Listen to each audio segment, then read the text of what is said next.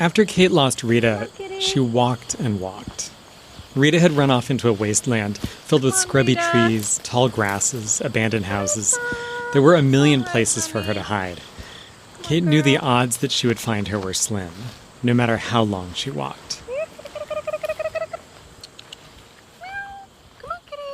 They seemed even slimmer to Carl, since he'd seen a coyote out in the field a week after the escape. And when I saw that coyote, I thought, oh, well, maybe she is dead. And of course, if she was caught by a coyote, she's not only dead, but she's not going to be found because she would have been eaten. He didn't tell Kayte. He just kept looking.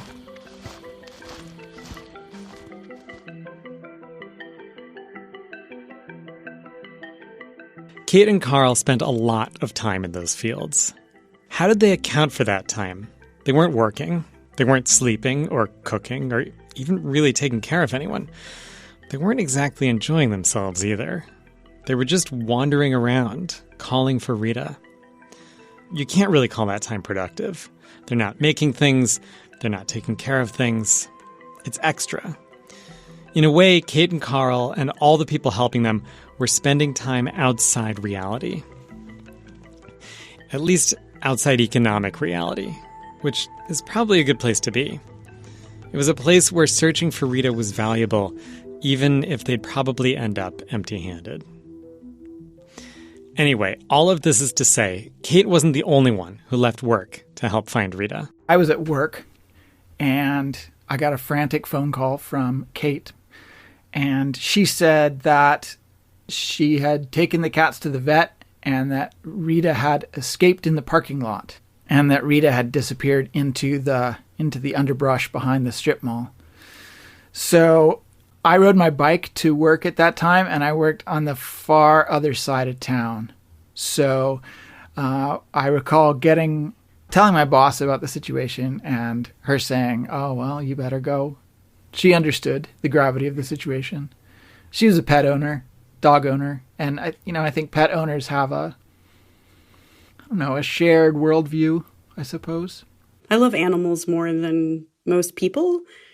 Meaning I love animals more than I love people generally. And especially cats. I really love cats. As the effects of the calamity spiraled out, more and more people got caught up in it. Amanda Nickey was Kayte's boss at the time. And so I went immediately. Amanda was the director of a local nonprofit. When I interviewed her, she still worked there, although she's since left. On the surface, the nonprofit's main service was providing food to people who were hungry. But there was a secret mission as well, because Amanda understood that if you really wanted to end hunger, you needed to end economic injustice. Equally important for you to understand now, though, is that last time I looked at the staff pictures, every staff member was photographed with their pet. I think that says something.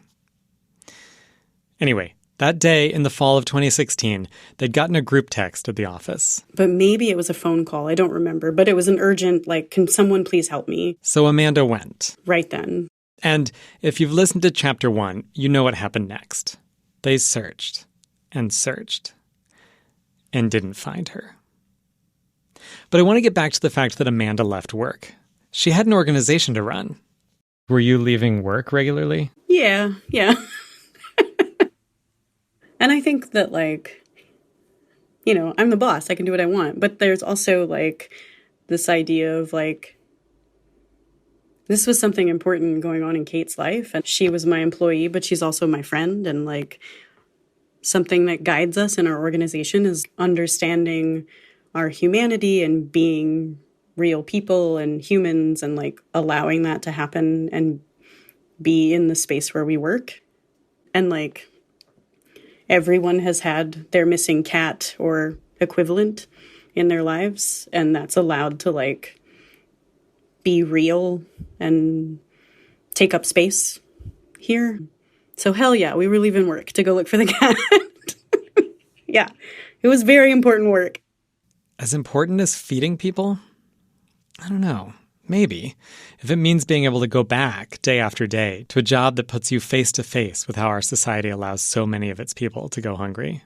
Even in normal times, we do hard work that's difficult to sit with. and we don't get paid a lot of money, and there's not a lot of fancy perks unless you like radishes or whatever. I don't know, which I do, but It has to be about more than radishes in the end, right? Even if that radish is the first crunchy vegetable you can pull from your garden in the spring.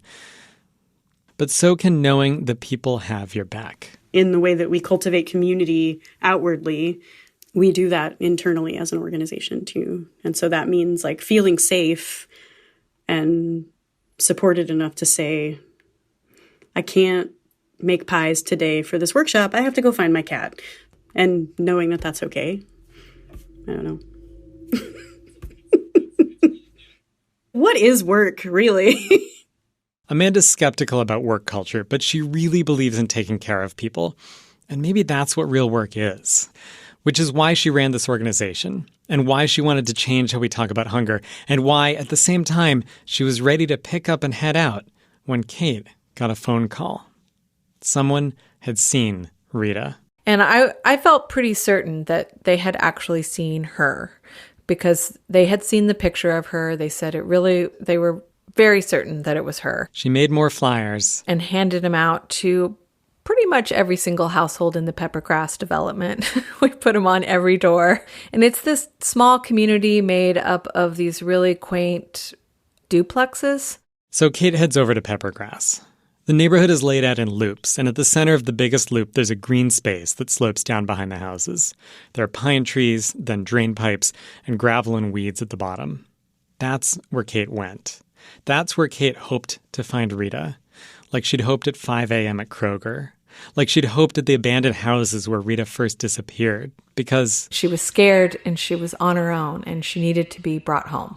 She got to Peppergrass as fast as she could. And I had cat food. I had a pillowcase with me, thinking if I do catch her, I'm going to put her in this pillowcase. And so I start walking, looking for her. And I see her off in the distance. Like it's actually her. It's actually her. And I start calling her. Rita, it's me. Come here, Rita. Come on, Rita. Hi, kitty, kitty, kitty. Rita, it's me. Come here, Rita. Come on, Rita. Hi, kitty, kitty, kitty. Rita. And so she sees me and she starts meowing. And she doesn't run. She's just meowing. And so I approach slowly and I'm still like talking to her and singing and I'm crying a little bit. And I have this thing where I can't really roll my R's. It's just this thing I've never been able to do. And so I always try to practice rolling my R's with her name. Rita. And I thought she might recognize that. And I walked up to her and she did not run from me. I mean, she looked hesitant, but she must have recognized me because she didn't run.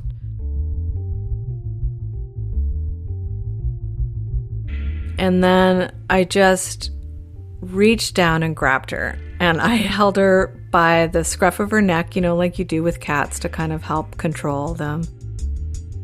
And then I was like, okay, I need to get her into this pillowcase. And like all these thoughts are racing through my head. Oh my God, I can't believe it's her. I can't believe I have her. This is incredible. And so I'm trying to like push her into this pillowcase while still sort of holding on to her.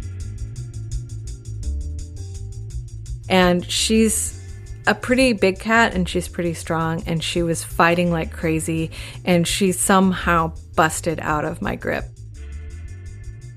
and ran into the drain pipe. Kayte tells the story as if she was alone at that moment, but Amanda remembers being there. As much as she cared about helping her friend, she was also drawn in by the quest. I like a problem, I like an expedition. And so it was like, I don't know, it felt like we're going to go find the ring or whatever. Like, it felt like exciting. Carl remembers being there too, because he had to talk to his boss again. I said, oh, it sounds like Kayte has seen the cat, so I got to go. And she said, yep, you got to go. Memory is tricky. When you've heard a story told over and over, it's easy to start imagining you were there. But also, when you go through something intense, you might not remember all the details clearly.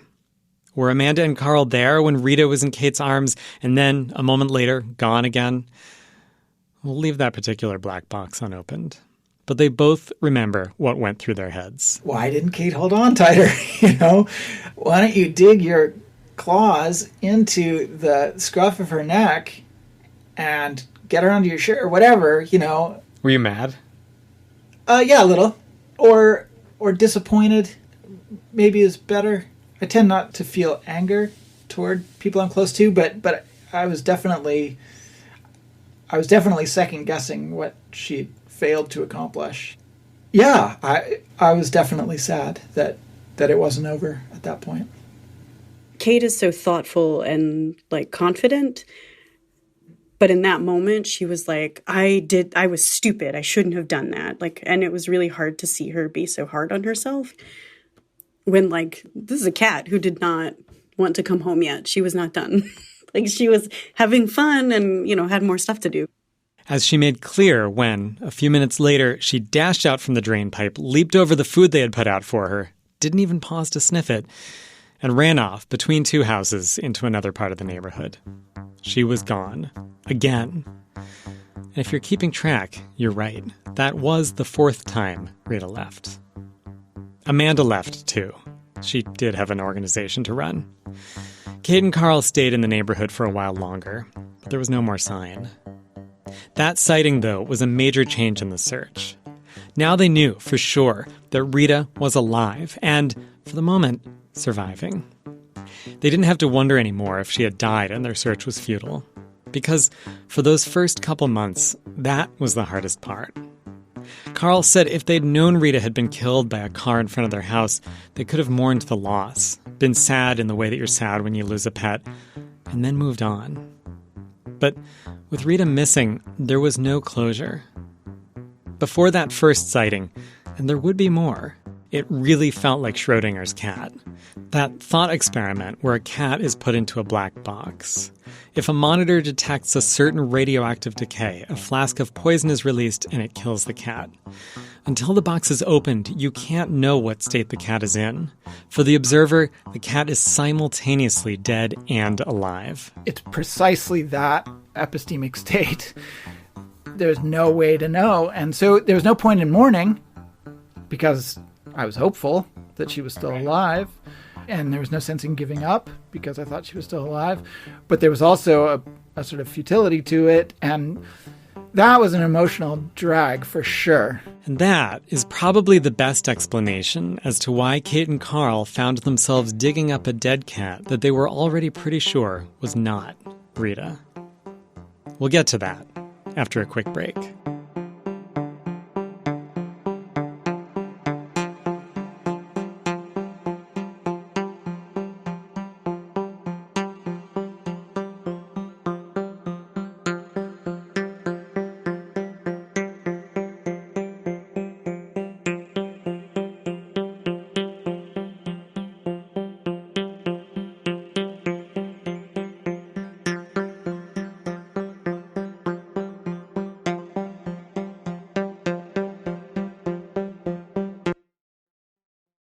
Welcome back to Interstates. I'm Alex Chambers, and this is the third time Rita left Chapter 3, Surviving.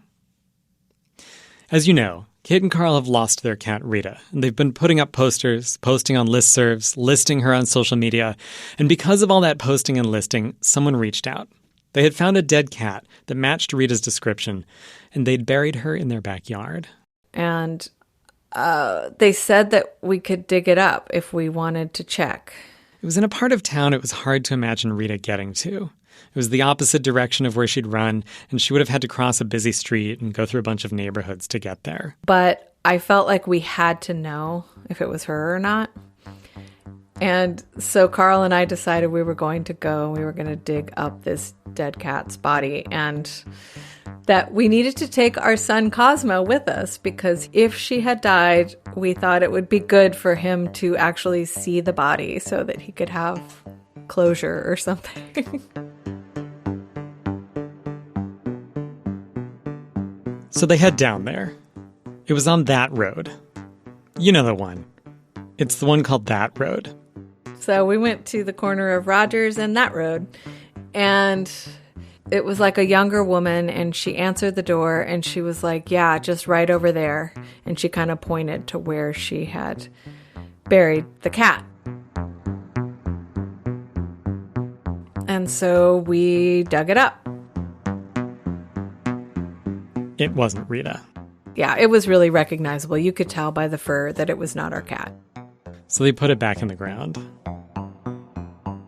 We were relieved, but also kind of horrified that we had just exhumed this cat grave. The relief and horror were mixed with another emotion, too. Whatever it was the opposite of closure. But they'd seen her at the drain pipes. They knew that for at least a couple months, she'd been out there on her own, making it on the streets of suburban Bloomington. How was she doing it? If she didn't have a lot of experience hunting, she may have had some challenges getting enough food. Perhaps she was either finding strangers to help take care of her, or finding, sometimes cats who are lost or abandoned find a feral colony where someone is providing food, and so they kind of just hitch along for that ride and hope that they can get some scraps. She could have turned to hunting. She may have had enough skills to get enough to get by. This is Dr. Michael Delgado. She's a cat behavior consultant, an author, and researcher. She's the one who, in our last chapter, dashed my hopes that Rita remembered Kayte from back when Rita was a kitten. But I pushed through my disappointment to find out how cats learn to survive in the suburban wild. So hunting is a learned skill? Yes. So kittens do get exposure to hunting from their mother. She will bring them prey that is kind of wounded, less potent, I guess, and then allows the kittens to practice killing. So it is something that they have to practice. They don't necessarily need mom to learn how to hunt if they can practice. So it's not like if mom's not around, they're just out of luck. This is an innate behavior that they need to do to survive. So there's probably multiple ways for them to achieve that goal of learning to be a competent hunter. One of them is that mom helps you along. But the other is just that you're naturally attracted to small objects that move, and you have all these skills that you apply to them, like biting and pouncing and batting and kicking. But they do need to practice, and they need to learn about the movements of their prey and how to sneak up on them best and what kind of bites are going to be most efficient at killing. Exposure to prey and practice hunting is really what makes you a good hunter. Rita had been an indoor-outdoor cat the whole time she'd lived with Kayte. Kayte said before she ran off, she'd brought plenty of prey into the house for Kayte to witness. After the encounter at Peppergrass, it seemed clear she'd figured that one out. Obviously, it can't be too hard for them to become good at it, because otherwise the species would die out, and cats are very successful. So we know that they're good hunters, perhaps too good if you ask some ecologists. So yeah, it is really what they evolved to do. That is like their one job, is to kill small birds and rodents. They're good at it. Odds are it's because cats are good at it that Kayte was able to meet up with Rita at Peppergrass. That should have been the end of the story. But it wasn't, and it's not the end of ours either. There's one more piece in this chapter. Remember, Rita went missing in early fall 2016. She was still missing in November. And a lot has happened since then, so let's remember what things were like back in those pre-pandemic days. We were in the midst of a presidential election whose outcome seemed foregone to many people. As I've said in earlier chapters, to many people it seemed like the U.S. was about to elect its first female president. For the folks who were excited about that, there was some nail-biting, but there was mostly a whole lot of confidence. We might even call it hubris now, in hindsight.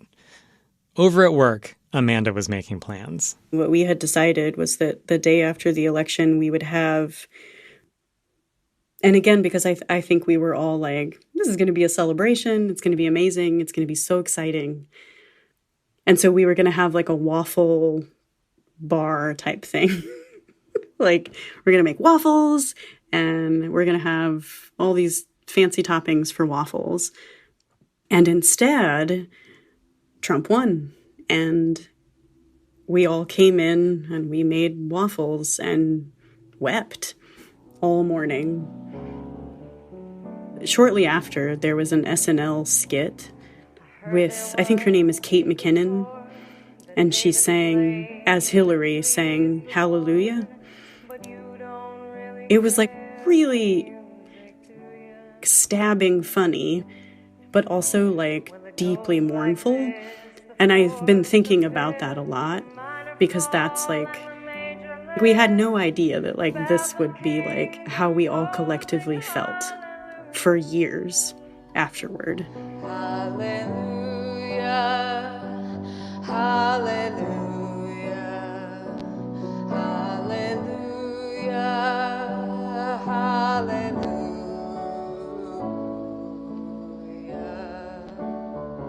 I don't know. Like when I think about it, it's like, I love waffles, but they're hard to eat now. And I love waffles. But it's hard, you know, if I make waffles at home, the smell of the waffle maker, it's like crying in everyone's arms the day after the election in 2016.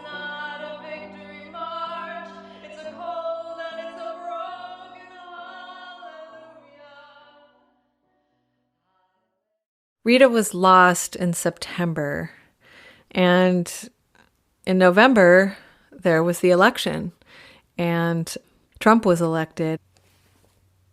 It was a shock. It was something that I couldn't understand how it had happened, and I was just filled with so much despair. And I think that the despair around the loss of my cat was really connected. Do you feel like your feelings about her missing like got stronger after that? Yeah, I think it was like a deep sadness. And it wasn't like what I would call clinical depression or anything. Like I was doing my life, but underneath it was just this deep sense of despair. And it was connected to the election. And I just felt like if only I could find my cat, something would be good, you know? Things go wrong in life. You finally get your missing cat into your arms. You're ready to take her home, and she leaps into a drain pipe. I think the past few years have reminded us that stories of progress don't always turn out so well. Deadly diseases still circulate. There are heat domes in the south, wildfires in the north. That fall, Kayte and Carl and Amanda had gotten their hopes up, and then the story went off in another direction. That's how Amanda felt, at least, after Rita jumped out of Kayte's arms. That's not how that's supposed to end. Like, it just felt like, here's the happy ending, and then it didn't happen. We've made it to the end of the chapter, but I want to remind you all hope is not yet lost. At last sighting, Rita was still alive. Maybe not thriving, but alive. There would be more elections. And anyway, as a lot of people realized, trying to transform your society through the White House maybe wasn't the best plan in the first place. At this point in our story, there's more work to do, whether you're in the office or out wandering through the fields, calling for someone who may not even be out there. Still, you keep going, and you keep putting word out about what you're looking for. Eventually, you hear back. We got a call from a guy who said he thought he had seen her in his horse barn behind his house, and it wasn't in Peppergrass, but it was not far from there. I could picture her traveling that distance. What happened at the horse barn? That's coming up in the final chapter of The Third Time Rita Left, next week here on Interstates.